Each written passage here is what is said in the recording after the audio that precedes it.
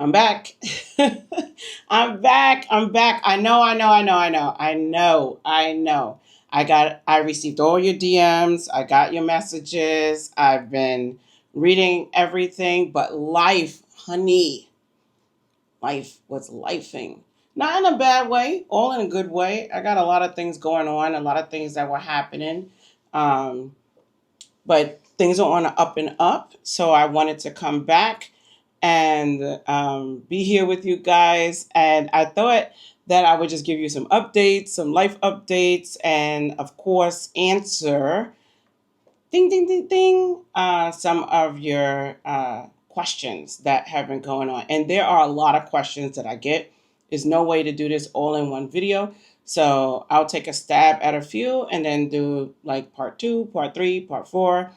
And I promise that I'm back. So yes, I did have to take a little soiree away, and that was mainly because I needed to get some things in order. I had a lot of things going on, and editing videos takes a lot of time. So I run my own business and I run my own company and I work for myself. So everything is reliant on me, and I needed to give it its due attention. And then my husband was having some issues. He's good now. He's good now. He need to do better. He need to do better. But yeah, everything is on the up and up. So I started a personal challenge that I'm inviting anybody who wants to participate in. It's my Audacity to Unhinge My Dreams challenge. So I'm taking all my 3 decades of experience and applying them to myself so that I look at my life holistically and not just live, you know, one sided here, not trying to be one thing or another, but be everything that God has put on my heart to be. And this is one of those things, because he definitely said you need to get out there and answer those questions and start doing what I told you to do. And so here I am, obedient and here. So let's get to it. And I have your questions that I pulled, and there are a lot, just so you know. There are a lot. So let's go through them. So I already answered one of the questions, where I've been. I've been lifing. I've been lifing. Is my husband okay? Yeah, he's okay. Now, the thing about it, and let me just say this. This is for those who are in a relationship or married. If you watched that video, if you haven't, it's somewhere in my playlist. But where I talked about the fact that he was in the hospital and was in the hospital for a period of time. And it's and the thing that pissed me off about that is that it there are things that may happen in life that you have absolutely no control over. I'm a firm believer that there are more things that you have control over than you don't. I didn't always have that belief, but taking this journey towards my health, I started to learn that I had way more power than I was giving myself credit for, permission to use, and application. I understand that. And I understand that everybody's journey is everybody's journey, and not everybody's gonna be with you. This is a lonely process, even in a relationship or in my case, a marriage. It's a lonely process. And I'm married to a health professional, a clinician. So it really gets deep. We're gonna have to save that for another long conversation. But yeah, it was difficult. It was difficult to accept that I am in a household doing all these great things, that I can come on this YouTube channel, talk to all of you, have people inviting me to be on their podcast to talk about all this great thing and lead others. When I first started my journey, I was doing these series to bring others along, because one of the things that I want or I enjoy or have passion towards is not just me doing it and living my best life, I want my community to have the same thing. Because I feel what I feel, and I know what I know, and I've experienced what I've experienced, and I healed what I healed. I'm thinking like, man, if everybody else could just get a taste of this, wow, what would we as a community, as a body of people, as human beings, what will we be able to do if we all felt good? And I'm not talking about, you know, everything got to be feeling good, but I mean, when you're not subject to every single ailment that you may have that you actually have control over. So we did this whole series of 40-day fasting from laziness, and I never stopped it. It was 3 years worth of 40-day fasting from laziness. I kept restarting, and I brought hundreds of people along the journey with me. And I'm like, man, I could take hundreds of people through this journey, but not the one person in my household. Mess my head up. But, for me, I had to remind myself that my journey is my journey. But, I also, I'm a believer. I'm a Christian, believer, and believe in the word. And I'm not perfect. Please, child. Sometimes I said, Lord, just please, just give me grace. Just give me grace, because I don't know if what I'm thinking right now would qualify as one of your followers. But anyway, I digress. So when I'm thinking like, okay, so I watch my life and doctrine closely, because when I do, I not only save myself, but my hearers as well. Well, I'm watching my life and doctrine closely, and I'm doing all these different things, but my hearer, who's laying like right here next to me, ain't hearing me. But then I thought about, okay, so I don't always listen to God either. That's an honest fact. If I did, I wouldn't have ended up in that debaucherous form of living. My body was a result of choices that I have made as a believer.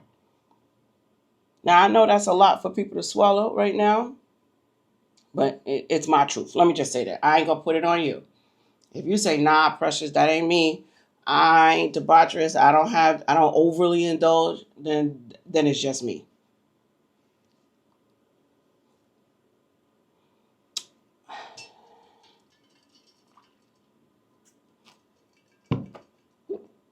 But okay. So I was going through something mentally, because the thing that we fail to recognize when you have a relationship, you live with someone, it could be even your kids, it could be anybody, it could be a best friend, y'all roll together, whatever it is that when people say things like, oh, I'm going to live my life the way I want to live my life, and I do what I do, and I'll die when I die. No, that's whack. That's not true. You lying. It's not like that. You live your life the way you want to live your life until the point you can't do it. Then somebody else has to step in. So somebody else has to pivot their life to step in and help you on a decision that you are making today. This is a whole question and answer. I'm trying to get all to your questions, but we can go on to this deeper later, because it is a deeper conversation that helps you to understand how you see yourself in relation to the rest of your world. So if you can't love yourself enough to make changes that would allow you to live your best life, you at least could make sure that others are not being interrupted by choices that you are making, and leave alone the things that we don't have any control over that would, make sense. But if I decided that I'm going to keep eating this, even though at the time I was diabetic and so, that was a conscious decision that I was making, a decision that would have impact on someone else that I love, a family member, my sister, my husband, my friends, later on in life. That's different than things that happen by accident, or things that happen that you have no control over, even if you follow all the great things you're supposed to be doing. Anyway, so I said all that to say he's doing okay now. He needs to do better. And I said what I said. So when he see this, when he see this, anyway, it's already recorded. Okay. Another question. What is invisible progress? And how do you know it's happening when the scale doesn't move? That's a good question because for a long time the scale don't move. And sometimes the scale move, but in the wrong direction. And you've been living out your living out your best, healthiest life. You doing everything right. Some of that I don't have an answer for, but I can tell you about the mindset that if I know that I have been doing everything correct, then I have to trust the process. I have to trust that everything is happening well. It just isn't showing outside. So me and my line dance sisters, we were just on the phone the other day and we were talking, and I was reminding them of when my grandmother used to tell me something, because we found out, even though we met just recently, we only met within the last 2 years. We formed the group within 1 year, not even a full year yet, but our bond is so tight. And we're wondering why. So then we're having this conversation and we're like, oh, this is so and so, this is so and so, this is so and so. And oh my God, look at this video that somebody else took where we didn't even know each other and know each other were in the room. And in the video, we are lined up almost exactly how we're normally lined up. Now, how is that possible? That's crazy to me. And then we were like, oh my God, we have always been together. Things were always coming into place. And then here we are together and doing what we were doing separately, and even in spaces that we didn't even know each other existed. My grandmother used to say that the biggest blessing and gift you could get is when God gives you a chance to look back and see how he connected your dots. That encourages your faith and lets you know that he has always been trying to give you the desires of your heart, even when you did not even know that good things were happening. And so when I look at certain things like not invisible progress, that's a faith-based progress. Knowing that I'm doing everything right, I'm following what I'm supposed to follow, and even though I can't see it on the scale, things are happening, and eventually at some point I will be able to put 2 fingers after I button my pants in my waistline. 3 fingers, 4 fingers. The scale may look exactly the same, or may at times look even more. But the proof becomes when you can feel the difference. How does your attitude feel about yourself? There's a difference between when I'm doing good, I automatically give myself attributes that I am good. I know that I didn't eat something I should not have eaten, or something I promised myself. See, there's the thing is, I like to get to the point where we are not saying things I should not eat. Mm-mm. Everything that he has made is good if received in thanksgiving. However, if I make a decision that this is not what I'm going to be a slave to anymore, then, and I don't, then I'm doing the good things. You get what I'm saying? Because it's a personal journey. It's not, there are no rules. There are no rules. But there are steps, there's strategies, there's individualized, customized plans which you are signing up for with yourself. So when you're doing that, you are rewarding yourself not with biscuits and treats like a dog, but more so of your mental well-being, the mindset that I said I would do something, I'm doing it, and therefore I know there is progress. Because progress is not just on a scale, it's here as well. You get me? Okay, good. So, The next question, are you still doing OMAD, OMAD, one meal a day, or eating raw the way you were doing the 90 days? Uh, Both. So I do still what I call raw resets. I do that often. I may take 3 or 4 days, 5 days of the month and just eat all raw, all raw. And I may decide to do it for 2 days and then not. Or the most I probably do right now, which I'm thinking about doing something towards September, but anyway, let's not go too far ahead. But I do that on purpose so that mentally that I am not reliant on food as my source of emotional guidance. That gets real deep. You're going to have to watch all my other videos. But when I do that, then I'm straight raw. And I don't even do like ceviche and all those during those days. I just go straight vegetables, produce. And then on the OMAD, yes, I'm still OMAD. I do OMAD every day. It's a lifestyle for me, not necessarily.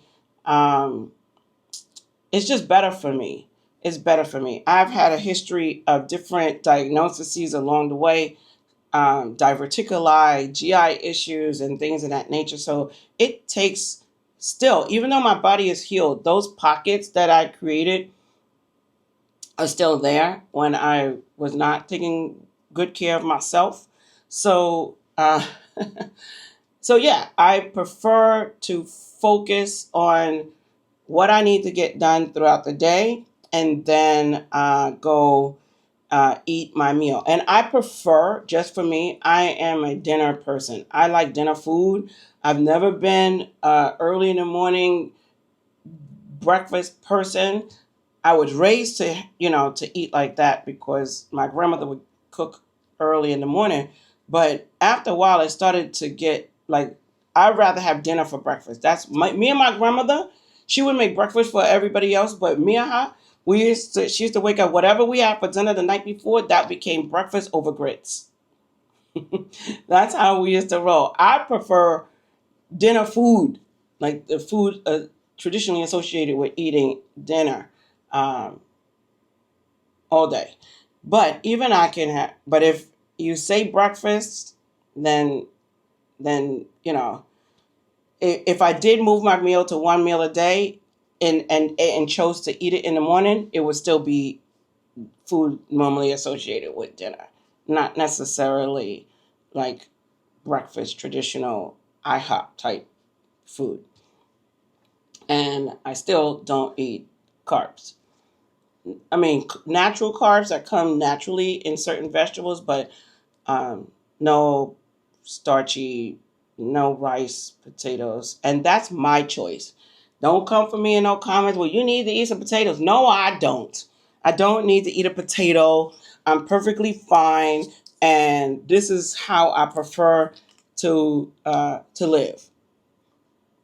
That's the end of that story. But what relationship? Here's the funny one. What's your relationship with butter pecan ice cream and old comfort food now? So now, first of all, I was always lactose intolerant, but I have gotten my body so used to chaos that it didn't matter what the outcome was. So, being diabetic, being severely obese, morbidly obese, having diverticuli, having like high blood pressure issues, um, cholesterol issues, kidney issues, liver issue, all the issues. I didn't recognize which symptom belonged with which condition. It didn't matter. I was having a response to it anyway, but I was more addicted to the feeling of eating it and feeling full from it for whatever few seconds that was, than the response. So now, and I have a whole love affair with butter pecan ice cream. or as the people in this, butter pecan. I don't say it like that because that requires you to open your mouth really wide. And I'm a New Yorker and we don't talk like that. So, but butter pecan ice cream is divine. It is divine. I love the flavor. And so that was one of my favorite flavors of ice cream, and it became my emotional support friend. Some people have emotional support animals. I had emotional support butter pecan, and that was daily. I needed it daily, and depending on what size I got, I probably could do a couple a day, and that was my comfort food. Actually, that and bread. You asked about comfort food, bread, and all pieces of bread, all kinds of bread, didn't matter. Slap some butter on it, and that was me. I had me a good time. I used to make these bake. I haven't had it in so long that I can't remember the name, but they're Wonder Bread, and they come in the flat pack like this, and we would put them in the oven and slice them down the middle. They look like they are pre-sliced, but they're not. The fake me out ones have the pre-slice, but these ones you have to put a slit. And I put all this butter inside each one, and then put it in the oven, and I would sit there, butter pecan ice cream, and that pan of bread, and go to town. That was my comfort food. I don't have that anymore because um, I've worked very hard to understand that food is fuel so that I can have comfort in living as opposed to food being a source for my comfort. I've worked very hard on that. And that's why I make the choices that I make. That's why I choose to do OMAD. That's why I choose, because I have to learn how to get through my day, get through challenges, get through things that frustrate me, get through whatever's coming at me. I have to learn to get through my day without that kind of comfort. My comfort has to come from another source, and food can't be it. I'm not saying it's not okay to have a good time with food, to celebrate, to have a celebration in food. I'm talking about me and my addiction and and me being in that inappropriate relationship, who you call my boo, the boo that you need to get rid of, kind of boo. Um, that's why I take that. So I purposely do not want to have a reliance on food as comfort. I would rather have to say, wow, I had a really good time tonight. I got to see so and so, and let that be the comforting measure. This takes time, people. I'm trying to tell you. It's not easy. It is not easy. Anybody who's like, oh, it's just easy. Just get up, have three, shakes a day, and go out there and run a 5K. They are lying. They are lying to you. That is a lie. They might be like, oh yeah, we're just going to drink kale juices for their whole life and then do a marathon. It's not like that. You have to work on yourself. Because if that worked, then we all would have signed up for it and been healed. There'll be no need for diabetic medication. There'll be no need for Ozempic. There'll be no need for oil. If it was just that simple. We get to where we have gotten, and I'm talking about my tribe. People who have gotten where I was, who was over there with me, and now trying to stay on this side. We didn't get to where we got because it was a solution available that could fix it just like that. Even people who had surgeries, like weight loss surgery, sleeves, gastric bypass, all of that. Some of them maintain, but a majority of people that I have seen and watched and read, even 600-pound life, I'm not knocking nobody, but I'm just saying, Biggest Loser, all of that. If it worked, we all would have signed up fast and did it, and boom, we'll be healed forever. It's here. It's here. So for me to find comfort in food would just be like being addicted to any other kind of drug and living in a drug house.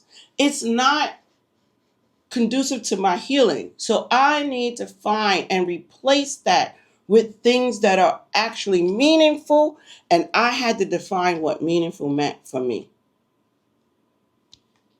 That's real. That's real talk. And people say, well, I did it good. I did it fast and I had no problem. That's good for you. Good for you. I'm glad. I want you to live your best life. I'm glad that that happened for you.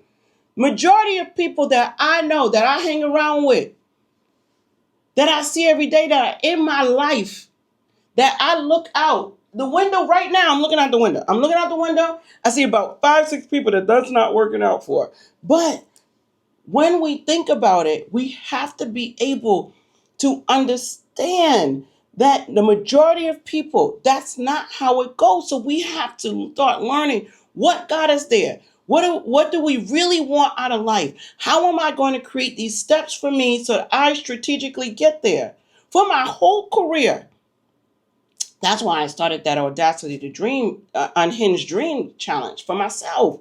For over 30 years, I sit and write plans for people with disabilities, people with mental health, people who are experiencing all kinds of conditions in their life where there are barriers that separate them from generalized living their best life in community, things that we take for granted.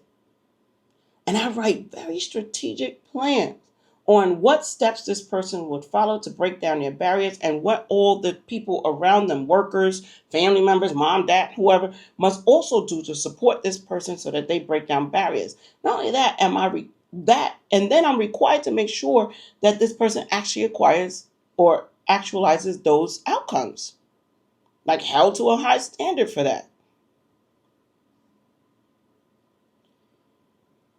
What about me?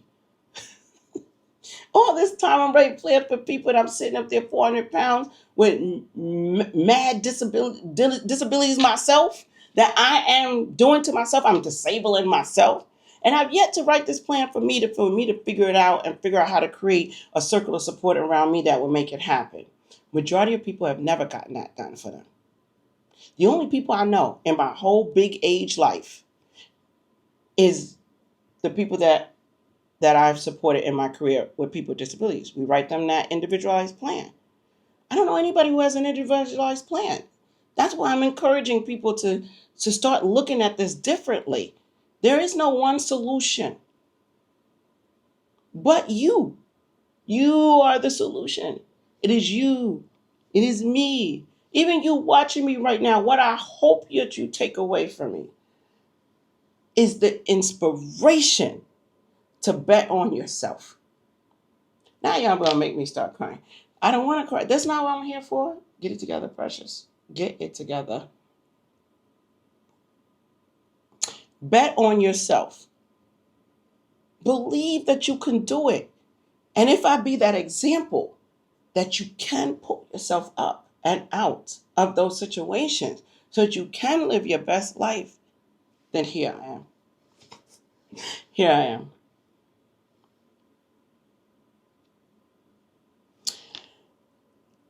This is already a long video, so we're going to have to go into part 2. All right, y'all. Don't give up. Don't you give up. Do not give up. And also, don't say you quit. You ain't quit. You stopped. You paused. Now just keep going.